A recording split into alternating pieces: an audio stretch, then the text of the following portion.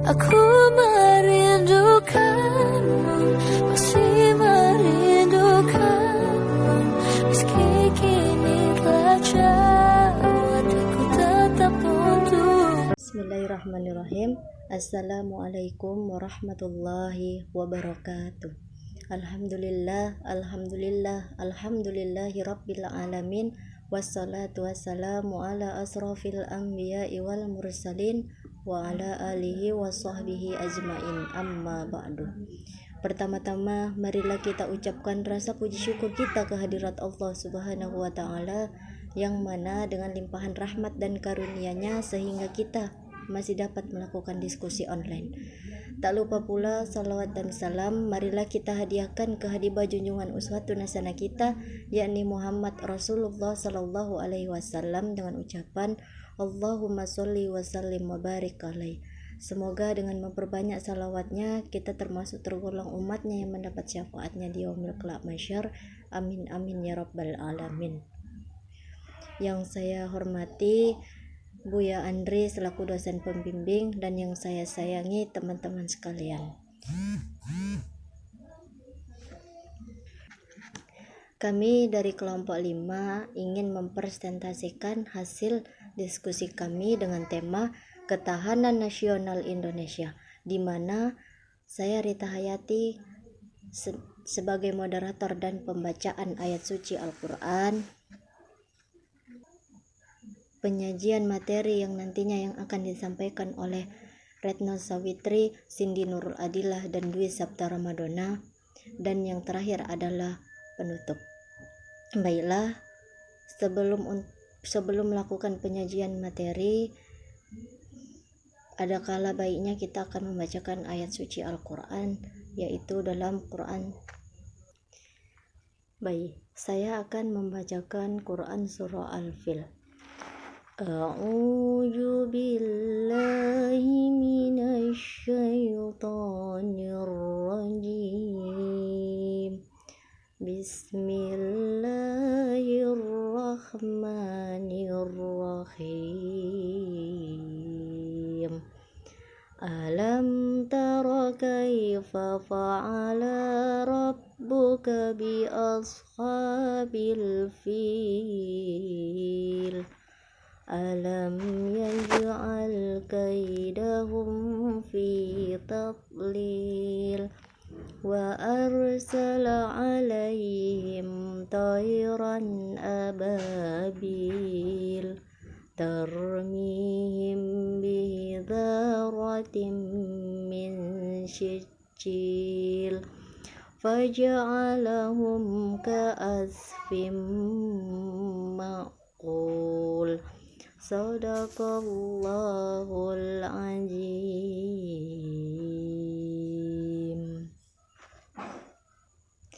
Setelah pembacaan ayat suci Al-Quran, masuklah acara yang kedua, yaitu penyajian materi yang akan disampaikan oleh teman kami. Kepada teman kami persilakan dengan segala hormat. Bismillahirrahmanirrahim. Pendahuluan. Bangsa dan negara Indonesia dalam sejarahnya sejak proklamasi kemerdekaan mengalami pasang surut dari persoalan yang berkaitan dengan ketahanan nasional, terutama untuk menjaga eksistensi dan kelangsungan hidup suatu bangsa negara yang merdeka dan berdaulat. 1. Pengertian dan konsep ketahanan nasional. Ketahanan nasional merupakan istilah khas Indonesia yang muncul pada tahun 1960-an. Istilah ketahanan nasional dalam bahasa Inggris bisa disebut sebagai national resilience dalam terminologi barat. Terminologi yang kurang lebih semakna dengan ketahanan nasional dikenal dengan istilah national power atau kekuatan nasional. Heinz G. Morgenthau dalam bukunya Politics Among Nations, ia menjelaskan tentang apa yang disebutnya sebagai the elements of national power, yang berarti beberapa unsur yang harus dipenuhi suatu negara agar memiliki kekuatan nasional. Secara etimologi, istilah ketahanan berasal dari kata dasar tahan, yang berarti tahan penderitaan, tabah, kuat, dapat menguasai diri, gigih, dan tidak mengenal menyerah. Ketahanan memiliki makna mampu, tahan, dan kuat menghadapi segala bentuk tantangan dan ancaman yang ada guna menjamin berlangsungnya hidup. Pada tahun 1968, pemikiran tersebut dilanjutkan oleh Lemhanas atau Lembaga Pertahanan Nasional. Kesiapan menghadapi tantangan dan ancaman itu harus diwujudkan dalam bentuk ketahanan bangsa yang dimanifestasikan dalam bentuk perisai atau tameng. Pada tahun 1969 lahir istilah ketahanan nasional yang dirumuskan sebagai keuletan dan daya tahan suatu bangsa yang mengandung kemampuan mengembangkan kekuatan nasional yang ditujukan untuk menghadapi segala ancaman yang membahayakan kelangsungan hidup negara dan bangsa Indonesia.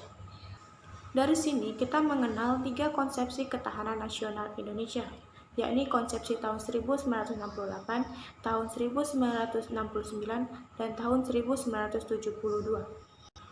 Menurut konsepsi tahun 1968 dan 1969, ketahanan nasional adalah keuletan dan daya tahan, sedang pada konsepsi 1972, ketahanan nasional merupakan suatu kondisi dinamik yang berisi keuletan dan ketangguhan. Jika pada 2 konsepsi sebelumnya dikenal istilah Poleksom atau Pancagatra, dalam konsepsi tahun 1972 diperluas dan disempurnakan berdasar asas Gatra.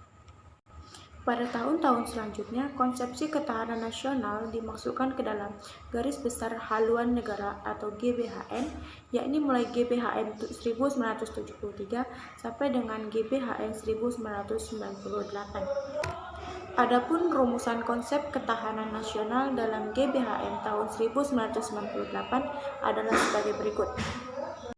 1. Untuk tetap memungkinkan berjalannya pembangunan nasional yang selalu harus menuju ke tujuan yang ingin dicapai dan agar dapat secara efektif dielakkan dari hambatan, tantangan, ancaman, dan gangguan yang timbul baik dari luar maupun dari dalam. 2. Ketahanan nasional adalah kondisi dinamis yang merupakan integrasi dari kondisi tiap aspek kehidupan bangsa dan negara. 3. Ketahanan nasional meliputi ketahanan ideologi, ketahanan politik, ketahanan ekonomi, ketahanan sosial budaya, dan ketahanan pertahanan keamanan. Apabila menyimak rumusan mengenai konsepsi ketahanan nasional dalam GBHN tersebut, kita mengenal adanya 3 wujud atau wajah konsepsi ketahanan nasional, yaitu 1. Ketahanan nasional sebagai metode tercermin dari rumusan pertama. Kedua, ketahanan sebagai kondisi tercermin dari rumusan kedua. Ketiga, ketahanan nasional sebagai doktrin dasar nasional tercermin dari rumusan ketiga. Dengan dimasukkannya ketahanan nasional ke dalam GBHN dalam hal ini sebagai modal dasar pembangunan nasional, maka konsepsi ketahanan nasional telah menjadi doktrin pelaksanaan pembangunan. Inti dari ketahanan nasional pada dasarnya berada pada tataran atau mentalitas bangsa Indonesia dalam menghadapi dinamika masyarakat yang menuntut kompetisi di segala bidang. Konsep ketahanan juga bukan hanya ketahanan nasional semata-mata, tetapi juga merupakan suatu konsepsi yang berlapis atau ketahanan berlapis. Artinya juga sebagai ketahanan individu, ketahanan keluarga, ketahanan daerah, ketahanan regional, dan ketahanan nasional. Sebagai penggantinya adalah Rencana Pembangunan Jangka Menengah Nasional atau RPJMN yang pada hakikatnya merupakan penjabaran dari visi, misi, dan program Presiden terpilih. Dengan demikian, penting bagi kita untuk mengetahui dalam kondisi yang bagaimana suatu wilayah negara atau daerah memiliki tingkat ketahanan tertentu. Tinggi rendahnya ketahanan nasional amat dipengaruhi oleh unsur-unsur nasional itu sendiri. Terima kasih. 2.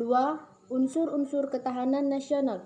Unsur-unsur elemen atau faktor yang dapat mempengaruhi ketahanan nasional sebuah bangsa menurut beberapa ahli, antara lain Hans J.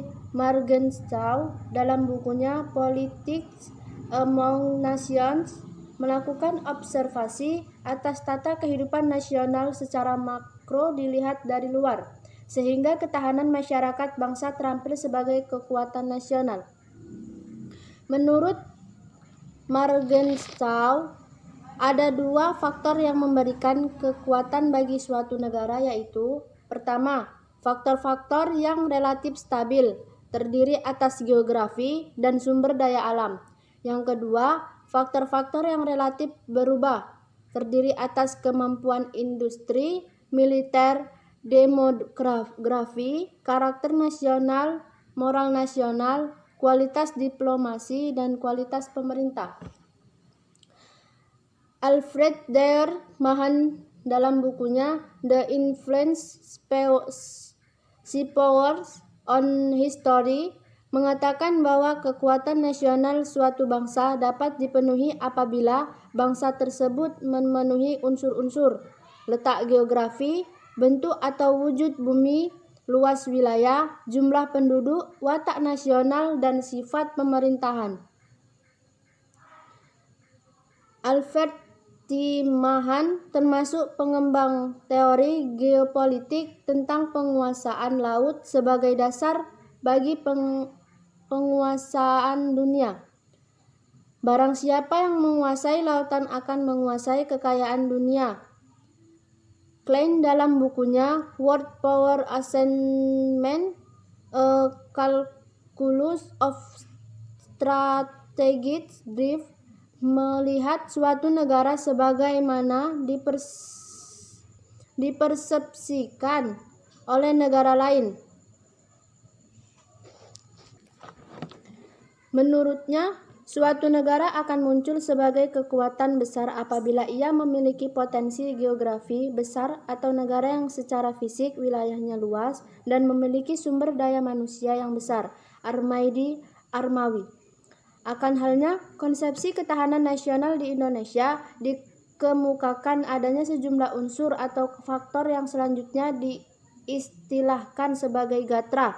Gatra ketahanan nasional Indonesia disebut Astragatra atau 8 gatra, yang terdiri atas Trigatra atau 3 gatra dan Pancagatra atau 5 gatra. Unsur atau gatra dalam ketahanan nasional Indonesia tersebut adalah sebagai berikut. 3 aspek kehidupan alamiah atau Trigatra, yaitu A. Gatra letak dan kedudukan geografi, B. Gatra keadaan dan kekayaan alam, C. Gatra keadaan dan kemampuan penduduk. 5 aspek kehidupan sosial atau Pancagatra yaitu A. Gatra ideologi, B. Gatra politik, C. Gatra ekonomi, D. Gatra sosial budaya atau sosbud, dan yang terakhir E. Gatra pertahanan dan keamanan atau Hankam. Model Astragatra tersebut merupakan perangkat hubungan bidang-bidang kehidupan manusia dan budaya yang berlangsung di atas bumi ini dengan memanfaatkan segala kekayaan alam yang dapat dicapai dengan menggunakan kemampuannya. Model ini merupakan hasil kajian Lembanas. Adapun penjelasan dari masing-masing gatra adalah: gatra letak geografi atau wilayah menentukan kekuatan nasional negara. Hal yang terkait dengan wilayah negara meliputi A. Bentuk wilayah negara dapat berubah: negara pantai, negara kepulauan, atau negara kontinental. B. Luas wilayah negara. Ada negara dengan wilayah yang luas dan negara dengan wilayah yang sempit atau kecil. C. Posisi geografis, astronomis, dan geologis negara. Dan yang D. Daya dukung wilayah negara. Ada wilayah yang habitable dan ada wilayah yang uninhabitable dalam kaitannya dengan wilayah negara. Pada masa sekarang perlu dipertimbangkan adanya kemajuan teknologi transportasi, informasi, dan komunikasi. Suatu wilayah yang pada awalnya sama sekali tidak mendukung kekuatan nasional karena penggunaan teknologi bisa kemungkinan menjadi unsur kekuatan nasional negara. Sumber kekayaan alam dalam suatu wilayah, baik kualitas maupun kuantitasnya, sangat diperlukan bagi kehidupan nasional. Oleh karena itu, keberadaannya perlu dijaga kelestariannya. Hal-hal yang berkaitan dengan unsur sumber daya alam sebagai elemen ketahanan nasional adalah meliputi A. Potensi sumber daya alam wilayah yang bersangkutan mencakup sumber daya alam hewani, nabati, dan tambang. B. Kemampuan mengeksplorasi sumber daya alam. C. Pemanfaatan sumber daya alam dengan memperhitungkan masa depan dan lingkungan hidup. D. Kontrol atas sumber daya alam. Gatra penduduk sangat besar pengaruhnya terhadap upaya membina dan mengembangkan ketahanan nasional. Bismillahirrahmanirrahim. Saya di Sabta Ramadona akan melanjutkan isi makalah yang telah dibacakan terlebih dahulu oleh teman saya. 4. Globalisasi dan ketahanan nasional. Dimensi globalisasi. Globalisasi dipicu oleh kemajuan di bidang teknologi, komunikasi, transportasi, dan perdagangan, berpengaruh besar terhadap kehidupan manusia dan bangsa di segala bidang. Menurut Waters menyebut ada 3 tema atau dimensi utama globalisasi, yaitu economic globalization. Yang kedua atau selanjutnya political globalization dan cultural globalization. Masing-masing dimensi tersebut membawa pengaruh bagi suatu bangsa. Pengaruh globalisasi terhadap ideologi dan politik ialah semakin menguatnya pengaruh ideologi liberal dan perpolitikan negara-negara berkembang. Jadi ditandai oleh menguatnya ide kebebasan dan demokrasi. Pengaruh globalisasi terhadap bidang politik antara lain maraknya internasionalisasi dan penyebaran pemikiran serta nilai-nilai demokratis, termasuk di dalamnya masalah hak asasi manusia. Di sisi lain ialah maksudnya pengaruh ideologi lain seperti ideologi Islam yang berasal dari Timur Tengah. Implikasinya adalah negara semakin terbuka dalam pertemuan berbagai ideologi dan kepentingan politik dunia. Pengaruh globalisasi terhadap sosial budaya adalah maksudnya nilai-nilai dari peradaban lain. Hal ini berakibat terjadinya erosi nilai-nilai sosial budaya atau bahkan jati diri suatu bangsa.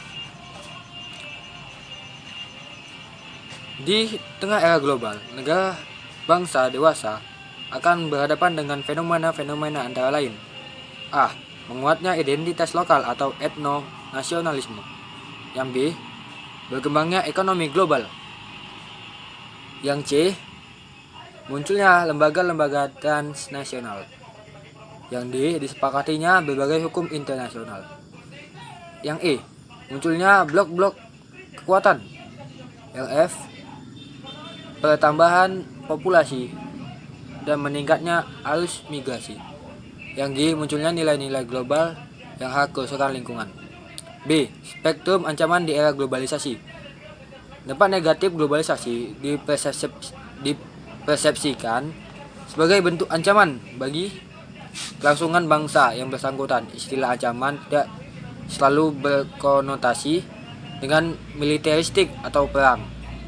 Pada mulanya kita mengenal istilah ancaman sebagai salah satu dari bentuk ancaman, hambatan, dan tantangan gangguan atau ATHG sebagaimana dirumuskan dalam Konsepsi Ketahanan Nasional tahun 1975.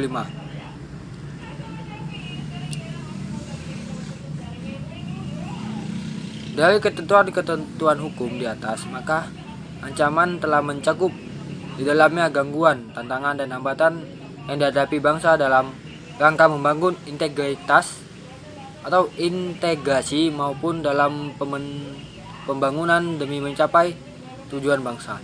Sejalan dengan perubahan zaman, maka konsep ketahanan nasional Indonesia bukanlah semata-mata dalam pendekatan tradisional atau yang berasal dari pandangan realisme. Menurut buku putih Pertahanan tahun 2008, ancaman yang membahayakan keamanan dan kelangsungan hidup berbangsa dan bernegara itu ada 2, yaitu ancaman militer dan yang kedua ancaman atau non militer. Ancaman Demikianlah hasil presentasi kami. Semoga apa yang kita sampaikan hari ini dapat bermanfaat bagi kita dan dapat kita laksanakan dalam kehidupan sehari-hari. Bila dalam penyampaian kami ada kalanya pengucapan dan perkataan kami ada yang salah, mohon dimaafkan. Akhirul kalam, wabillahi taufiq wal hidayah. Wassalamualaikum warahmatullahi wabarakatuh.